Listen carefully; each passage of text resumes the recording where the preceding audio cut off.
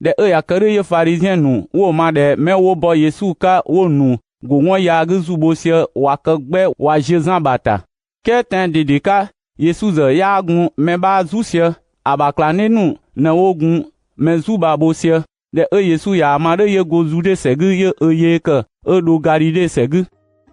adosu ka ade ye gumba de ye bo Samari senegu de ya do ya lo pere do ba se ba gu wo de sisia ya sika bla de Jacob ya nu gbe Joseph de yiba ka ba so ba gu atuma gu ke nyen ya me go zingu ye lu Jacob ba kloni ke gu ya ga ye do ye ya klon ba kunye ogun ke ba klani nu wa do bu podo de gu pere ye de wona do ogu Samari se ba gu ye nu yito de gu ye Yesu ya pere be ma yinu ka mu ye yo bogo pe ye bi ke iko juif ka ye ke kokere ye ipe a igba yika keke mother aka Samari de baka ayo bodo ba gem de Samari menu ba wa juif nu wa gun oko de se peide ye Yesu ya yo bogo pe ya kanu ne pe atana ya gbo me bi nu go ba ido ome oyigbare se igo ke emu ba ido ke bina ido yigbare ye zagonu ye yi Jesu nu ide ye de wona ya yo bogo pe ndame ayi sukodu ido anu kokere nde ke klonto ka pe ya igo ke klon ya yegle ayi de kodu asu mu de yozo blona pi oje ade yibe ma Jacob ya pon yi de oye dede bamu banu wa batuonu wo bamu batai bina biza iblede pi oje yibe ma Jacob zeta de okore imoba iyisu we nu yi de ba won gre ye Yesu ya yo bogo pe me oyi de ke ya mu yi mu dodo ameka dewo ke me o me yi aro nu de ba mu yi mu do yi do me ka zi ton agemne yi de aro nu amere ba yero ka yi Jesu to se ya anya akamere ba ka go e bo megu de Yesu ya pere ye de bona ba pe de ndame be ayisu ba nu nesa ke yi mu do ya do nkozu ke maro nu yi to de ya guzure ye kagire yi dede kwa mushe ya na Yesu ra dianze ba ke ye Yesu ya yo bogo pe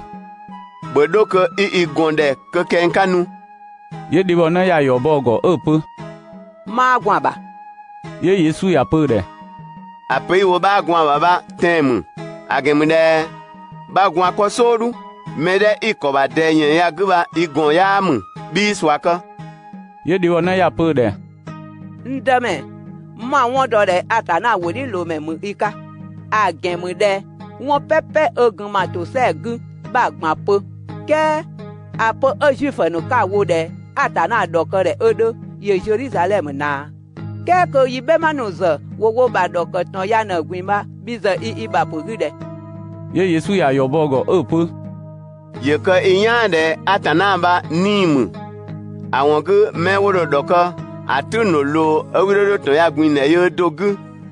Jerusalem le jangu ke eworo doko de gba pepe nogu agemre Samari menu kaba po ka doko ba ka do ye meke yi ka juif kaba yiza po yi doko ba yi do aklomre atana ye ba juif nanuta ye mebe nu da awon ge atuno lo ya lo janwo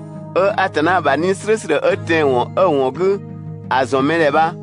kaka memenu wo nde atana ba doka de gba pepegu de okere atana ba nimu ba adawa de mewro doka po ba abaten opo ni ba ya sekanu de ka wa doka de ko oka ado agemne ye mesu edo na mo ka wa doka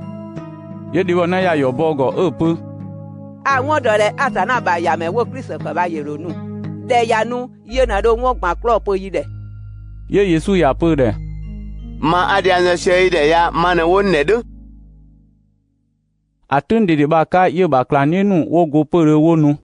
pon wo ba ku wa de bona ba wo dianze she ba ye won ya nu kun ke anu ba wi mo ba ku wa de po ku wa pe iba mo ne go ka mo diana ze she de ya kere ye de bona ba ba yigbo to mu ye ye ke do pere ye pe menu de